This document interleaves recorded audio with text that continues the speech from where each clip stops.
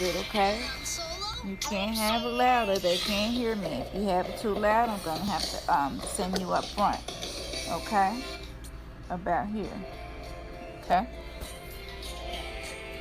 Hey y'all, I'm back. Let me turn the screen around. Okay, I'm back. I'm in a different room, so it's a little bit better light. Hopefully you all can hear me pretty good. So anyway, I dropped off with saying that I went out of town. I went to Mexico. And don't drop it. I be trying to get her to wear headphones. She just won't do it. So I just have to try to make it work because I got to get this done. Hello, hello, hello. Can you hear me just fine now? Because at first it seems we were having some type of technical difficulty where they wouldn't let you all hear me, or you weren't able to comment in the chat room. So let me know if it's working on your end.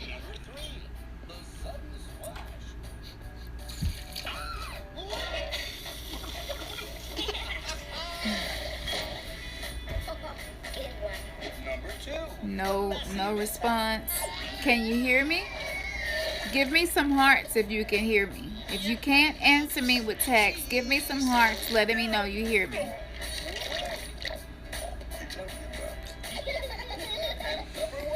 Well, I'm not sure what's going on. I don't know what else to do to try to fix it. I may just stop using Emoze altogether. I thought it was supposed to be like the best recording app, but I see that it obviously isn't. I don't know if you can hear me or not, so I guess I'm just gonna go ahead and just start talking.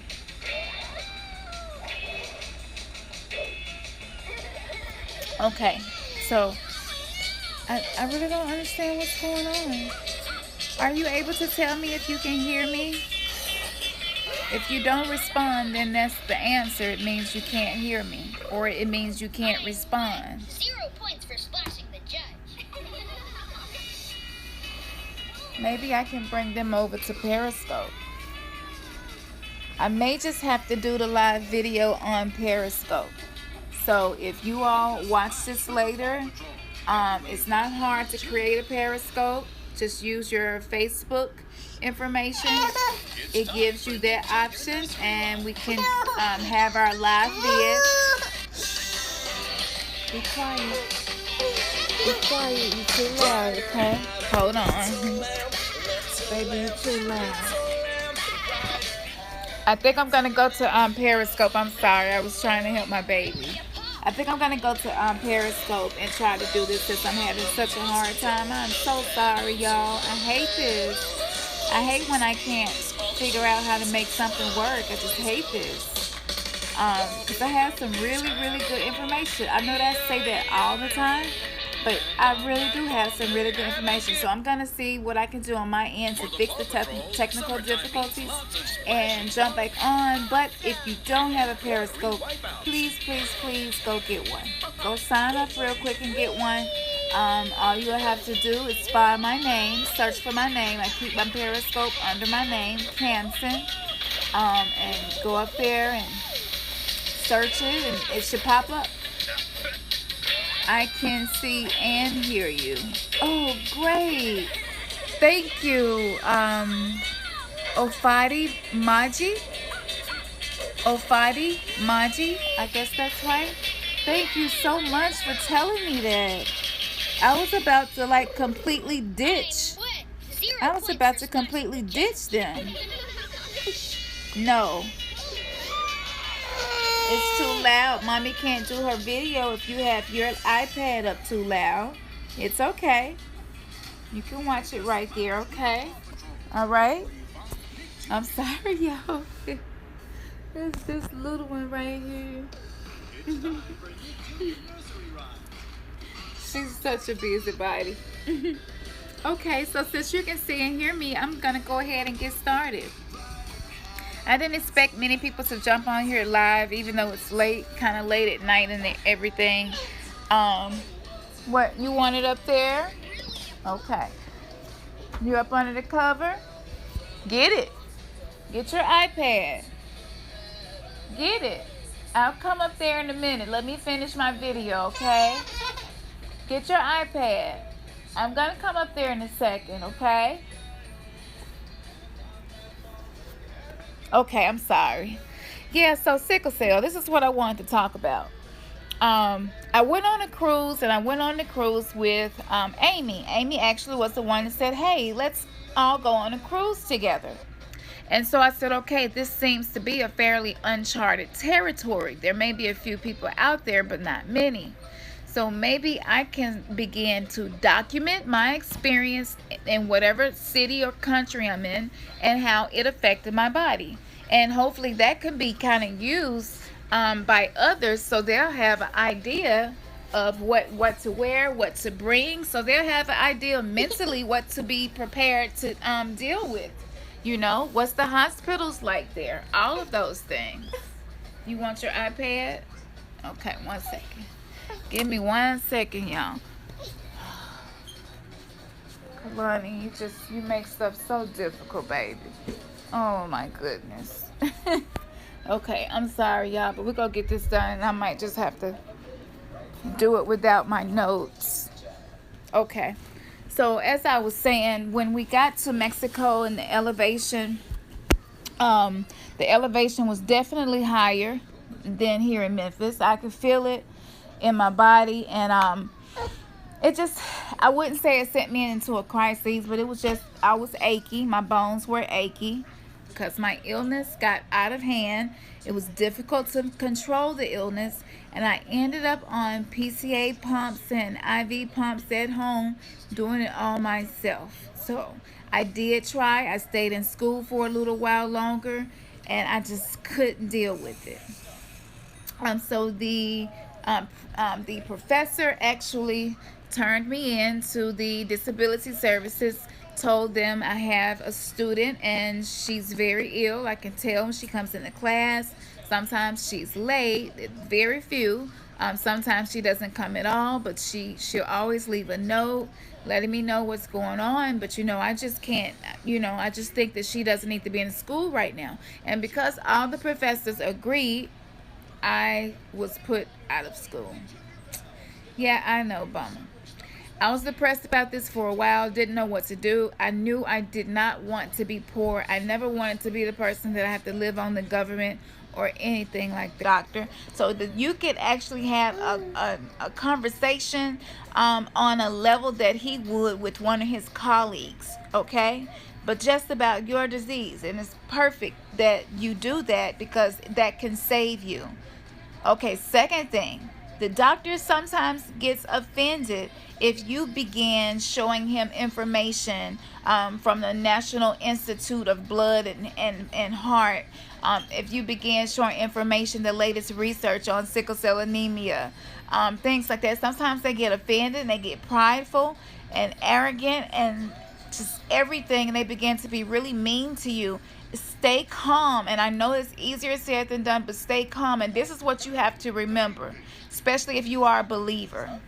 God put us here for a reason, and if you do not know your specific customized reason that he put you here, you do know that he put you here to draw other people to him, to fish for other people for him. We are fishers of men. Okay, if you would have known that, then it makes it a lot easier to deal with being treated that way, and it helps for you to be able to have tougher skin. And my skin has gotten so much tougher over the years. I used to cry at everything that happened would make me cry, and it was just because of what I was going through. And this began at age 7.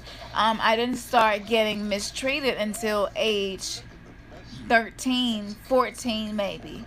I went to Labana, went there. They did a great job. They gave me the dosages that helps me. It was great. Well, they gave me 175 milligrams of Demerol. Yes, you heard me. 175 milligrams of Demerol. And that 175 milligrams of Demerol made me so sick that I began to have seizures. And thank God for my mom, that my mom was there. She noticed and she instantly called the nurse. The nurse came in. She said, "What did you give my daughter?" And she said, "I gave her what she asked for. I gave her Demerol." And my mom said, "But how much did you give her?" Well, I went ahead and gave her 250, because I'm sick and tired of walking up and down the hall. I have other patients, and I just can't walk up and down the hall every 20 minutes to give her medicine. She said she wasn't calling you every 20 minutes. She would wait an hour at the least before she call you, because that's her own specific thing that she does to keep her tolerance down. And she was just like, no, she was getting on my nerves. And I figured that I'll just put her to sleep. It's not going to kill her. This is her exact words.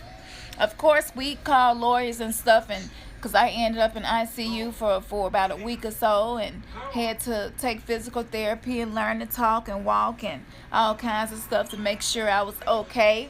It was a pretty severe seizure. I had never had one of those in my life. So it was just a lot. It was a lot going on, and okay, it was a lot going on. And to make a long story short, when I meet other sickle cell patients that are young, I feel indebted to tell them this, to say, hey, what kind of medications are you on? People are kind of leery about telling you stuff like that, because people do get robbed, and people do steal medications, and people do drugs. But in our case, within our community, we should be able to have a conversation with each other at least, and it can help each other. I met a sickle cell patient, and like I was saying, she was 42 years old. She told me, "Girl, if you don't stop taking those Percocets and Lortabs, by the time you are 40 years old, you will have kidney failure." I did not believe her.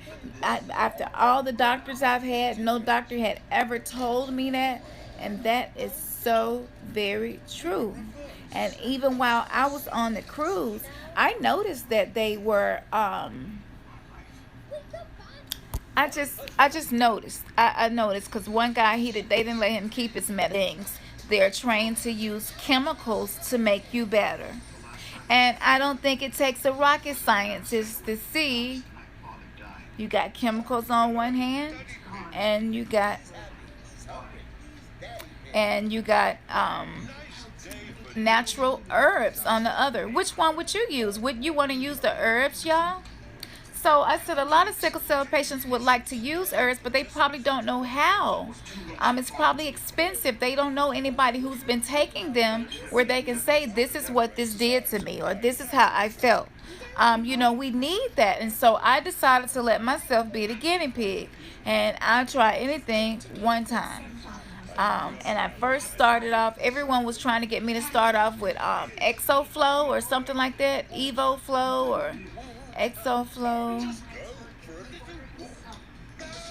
I don't know, ExoFlow I think it is. But anyway, they were trying to get me to take that, and I just felt in my spirit that I need to take something different. So I went and got a bottle of royal jelly. At first, I didn't get the kind in the capsules. I got the kind where it looks like peanut butter. Then I got the royal jelly capsules, which was so much easier to take.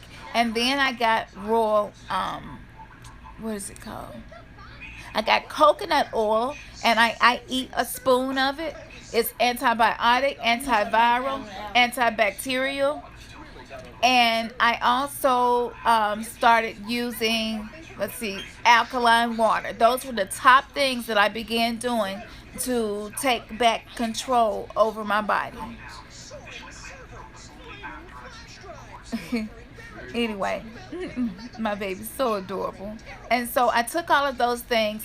I didn't know that royal jelly is used for infertility, because royal jelly has so many benefits, and it has cured, you heard me right, it has cured it has cured many diseases.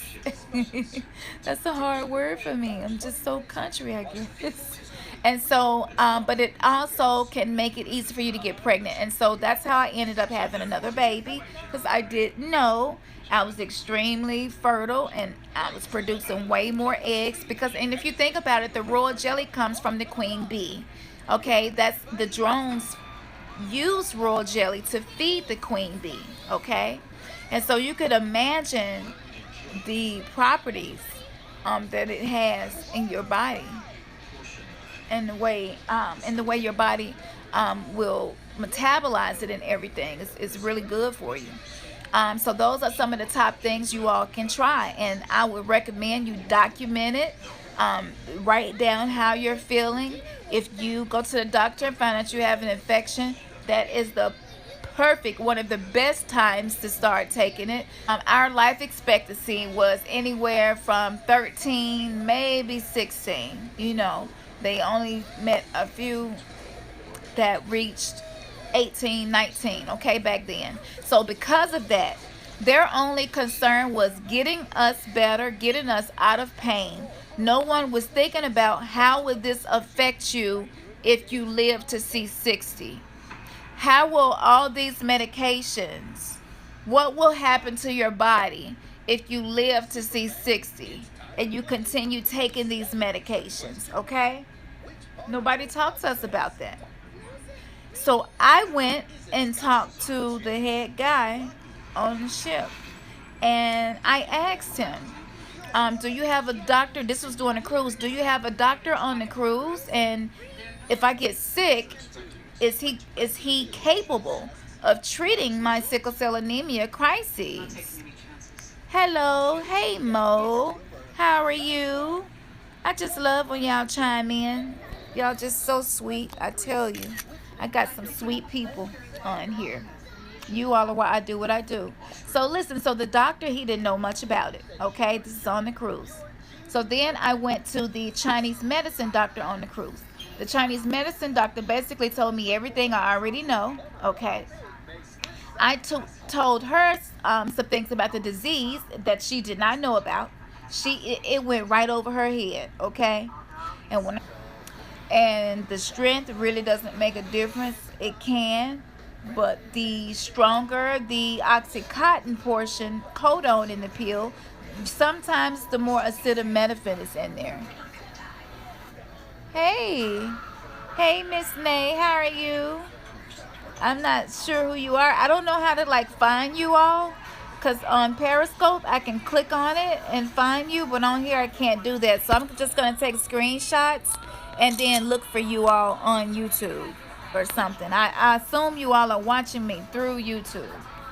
So they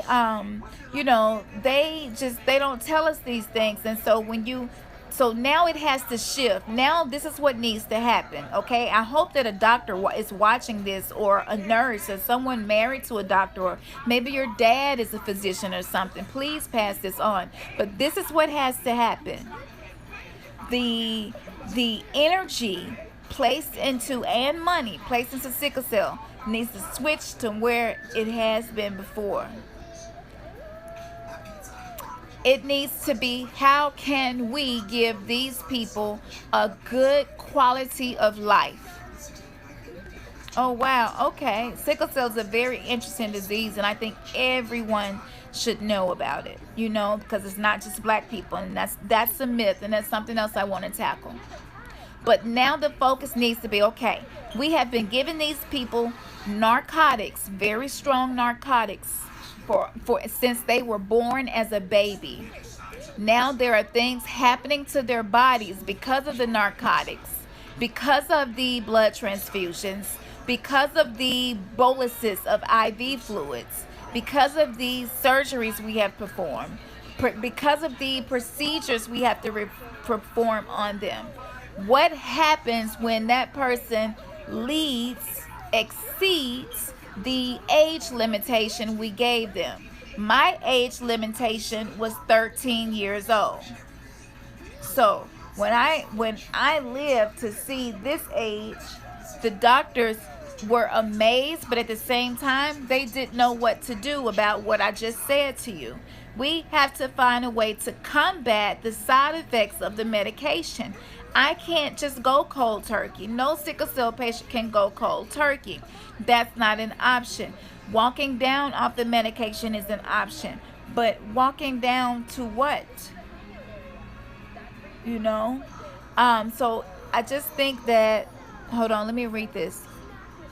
I this Nancy from the cruise. My daughter is Chanel. We met you and your husband while eating lunch. Oh, hey Nancy. Yeah. Hey Nancy. Good to hear from you. Good to hear from you. Definitely. Okay. So yes. And yes, Terrell Stocks, yes, sickle cell is man-made. Actually, if you think about it, every disease and infirmity somehow is man is to blame for it, and that's a whole other conversation because I can get into the spiritual aspect of sickle cell, and it's so deep, but it's very enlightening. But I just have to say that now we need to focus on how to give them a good quality life. Okay, at first pharma is not gonna let physicians do whatever they want to do, even if they know a herb or holistic physician who could help you. They are not going to tell you because they are breaking an oath, and there is an oath that they have. And because the FDA exists to protect us, this is the same company that puts things like bisphenol A and benzoate into our foods. So how do we let the people who put the poison in the food be the ones to tell us what's good and bad for our body, and to not do herbs, not to trust anyone who works with herbs? Just come to us, come to us. Do you all see do you see the truth? I'm trying to open people's minds to the truth of what's happening. Yes, thank you. I'm glad you all made it home safely also. You know, and you have to wonder why it's the way it is. And I think that sickle cell definitely is on the list of Agenda 21. It definitely is a great way to reduce the population, especially the minority population. Most people with sickle cell have brown skin to dark skin. There are a few people with olive skin tones with sickle cell, like Italians, Mediterraneans, people from Turkey, Australia. And because we are mixing more and more, there will be many new genomes of sickle cell anemia. And the last time I checked, it was over 70. So maybe I need to check up on it again and see how many it is now. But this has to happen, you all. We are living in a time where if you want to marry a man and you're a man, if you want to marry a woman and you're a woman, if you want to be in a relationship with your car, if you want to catfish somebody, be with them, spend 10, 15 years of their life and never meet, we live in a strange time where laws are being changed for very strange things. But the people who are suffering are getting looked over. If that does not do anything to your heart, I would have to wonder, are you really human?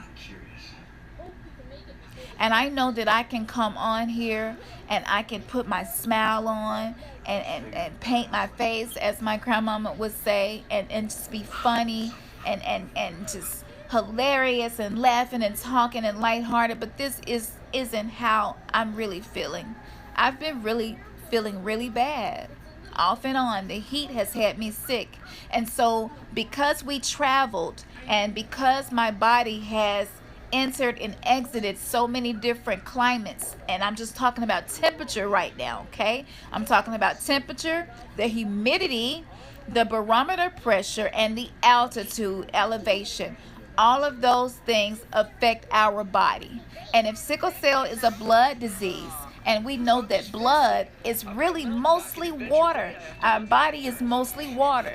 So that means that any change in the climate is going to change the water. Am I right? If you have a lake in your yard or a lake in your neighborhood, if it gets cold outside the lake, it's going to be cold. It's going to change the properties of the lake. The lake will even turn to ice, okay, and become a solid. Where our bodies is the same way.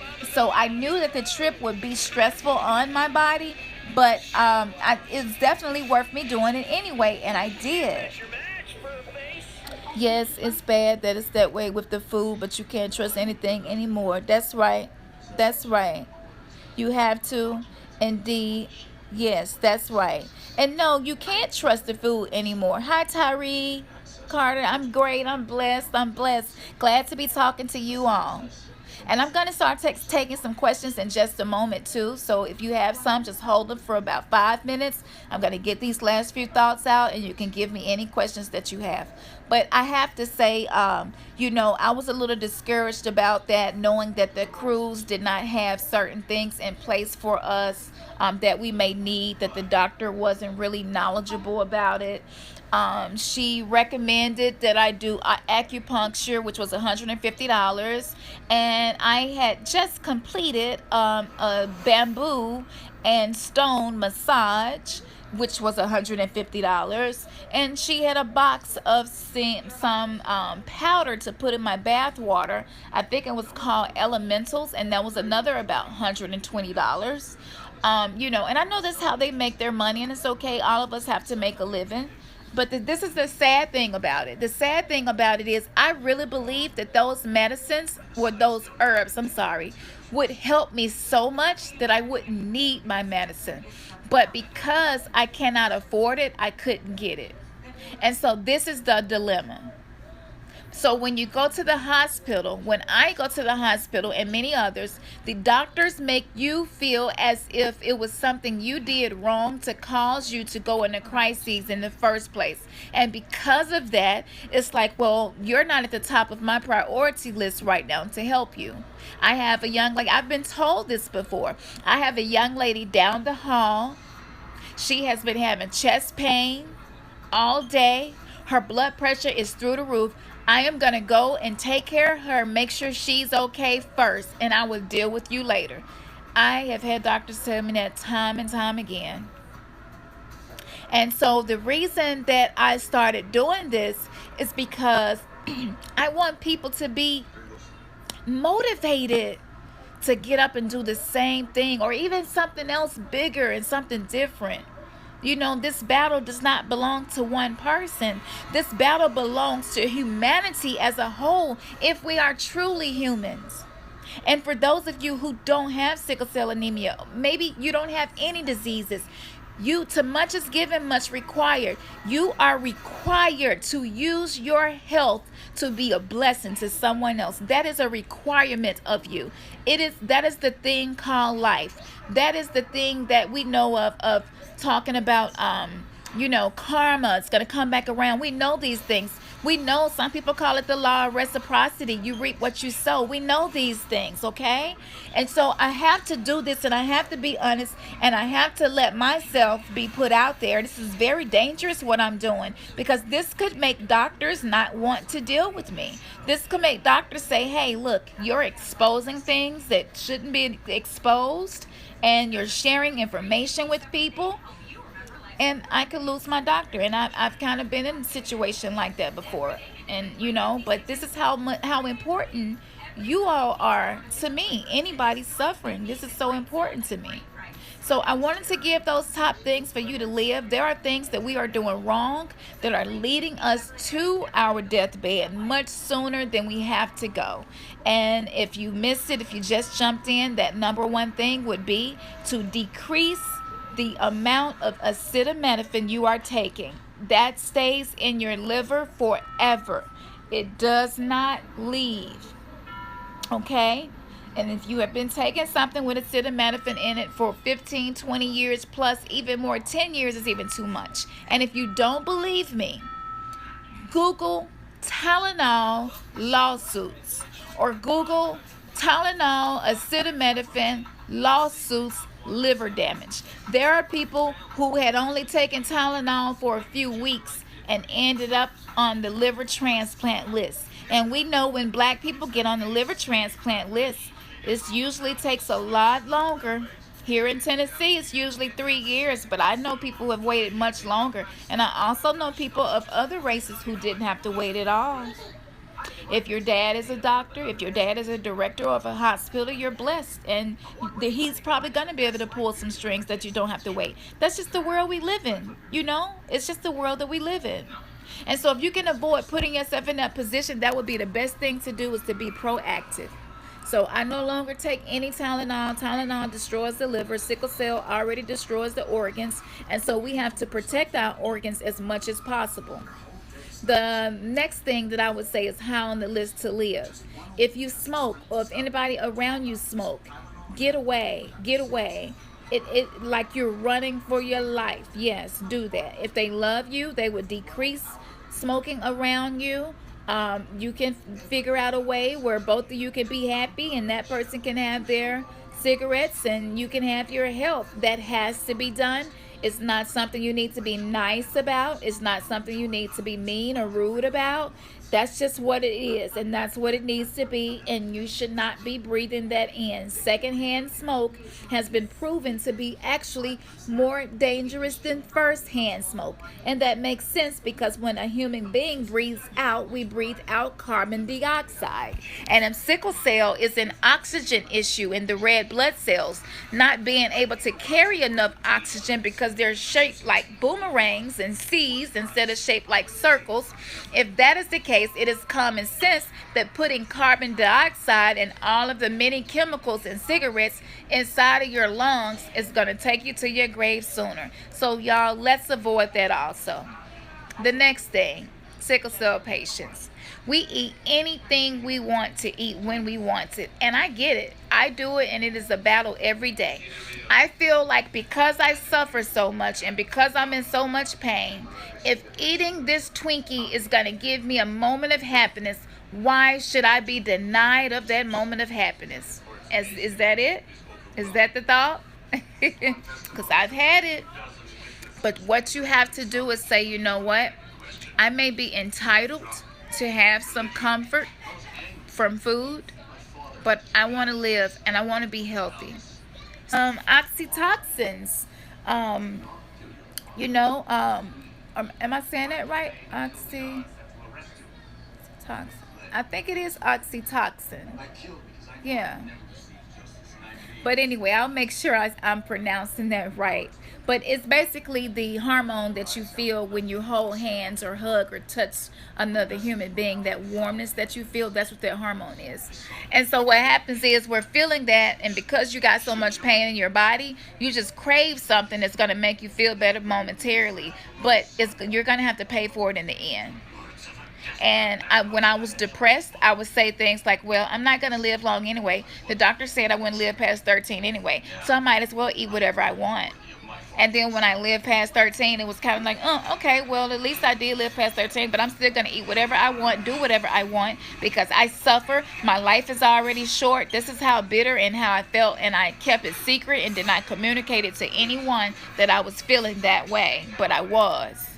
And finally, it began to catch up on me, and I had to get my gallbladder removed because I had not been taking care of my body properly. And when you're depressed and when you're having a pity party because you have a disease that causes you to suffer and you didn't have anything to do with it, it is not something you brought on yourself. Sometimes that makes you feel entitled to not have to do anything, but just live however you want to day by day. And that's not wisdom.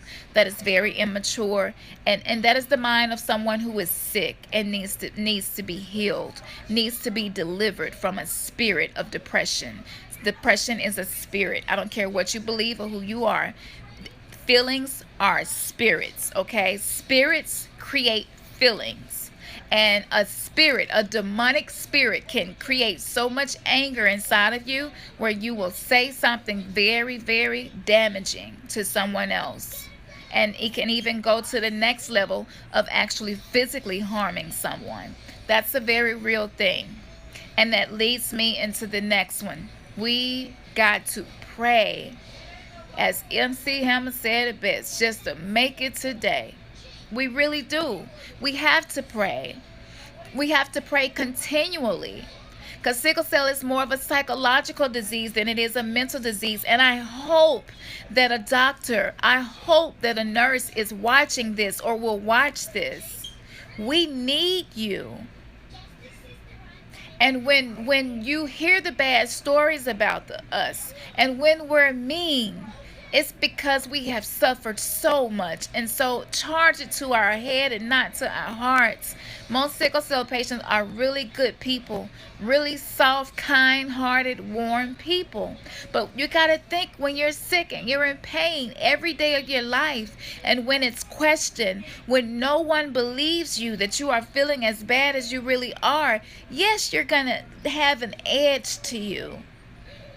People who don't go through that have an edge to them. I walk up to the bank, and the woman at the bank, she's got a good job. She's working in air, and she has an attitude. It happens.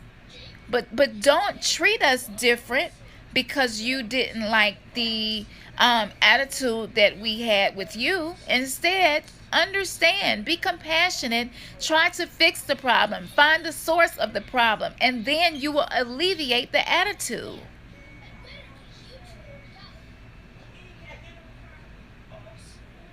So I have to, and I'm going to do questions. I said 5 minutes, and it's like my last minute, and then I'm going to do questions. And I'm eventually going to explain the spirituality behind sickle cell anemia too, because it's a very spiritual disease, and I get revelations about it, and I've been jotting them down. So I'm gonna have to collect them, put them all together, so I can share them with you all. The next top thing I wanted to say is to live. Please live. Please live. Live. Ask God, God, help me to live. Because sometimes a whole year would go by and you spent most of that year in the bed. And I know what it's like. It's like, I'm hurting. I don't feel well. Why would I get out the bed? Why would I get out the house? Why would I go do that? Why would I go fishing? Why would I go to this club? Why would I go hear this band play?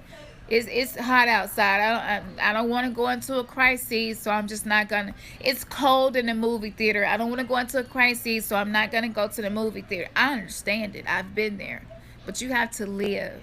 I'm not saying put yourself in dangerous situations to where you're gonna have an extreme crisis afterwards. But what I'm saying to you is, do not let your disease steal the joy and the good that God has placed in this world for his children. Don't let him take that away. Oh, good. Thank you. Thank you, Miss Nay. I did pronounce it right. Oxytocin. Yes. And there are so many people that are sicklers that are wonderful people. That's right. That's right. Thank you for letting me not pronounce it correctly. And we have to, just sometimes just get up. Like while we were on the cruise, I was very tempted to just lay in the bed. But I'm like, I'm on a cruise.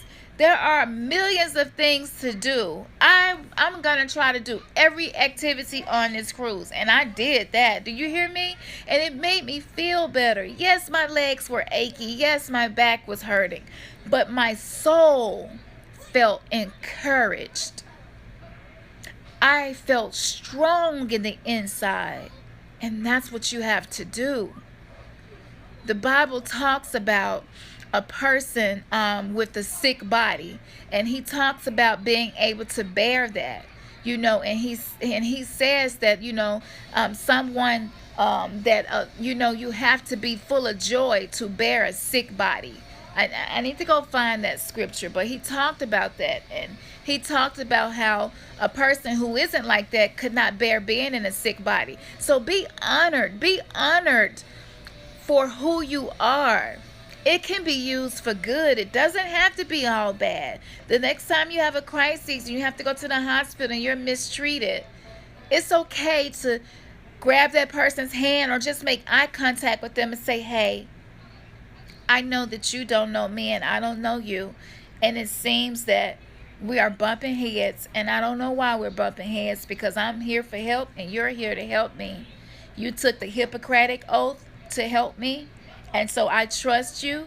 I believe that you're going to do everything in your power to help me. And I just want to thank you in advance before we start any of the treatments and any of the lab work. I just want to thank you in advance because I'm a believer in God.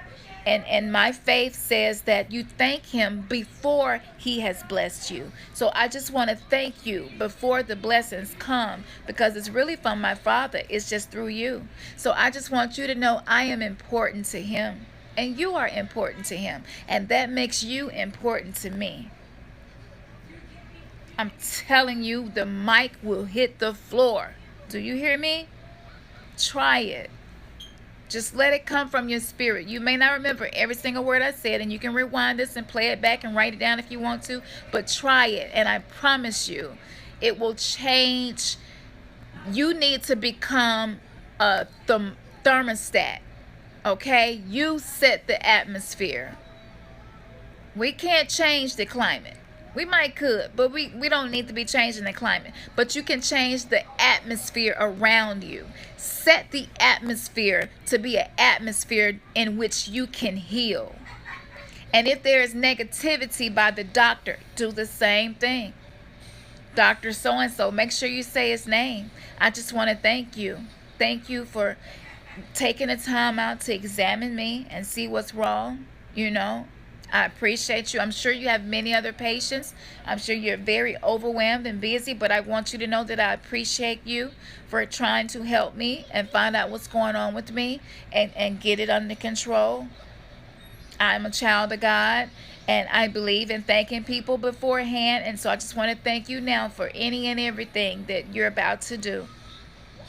That one thing alone can take that doctor's heart, and he'll say, I've had it happen where he told the nurse, don't give her anything. If she asks for something for pain, offer her a Percocet. I had that happen before, and I did that, and it was overheard, and they talk, of course they talk, okay? And once the word got around, she came back in there with some pain medicine, and it was almost half of my normal dose, just off me doing that.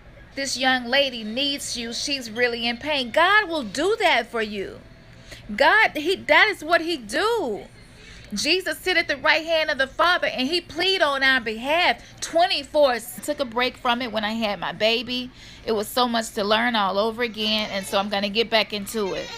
So I appreciate you all for appreciating someone dealing with this disease. So thank you all so much.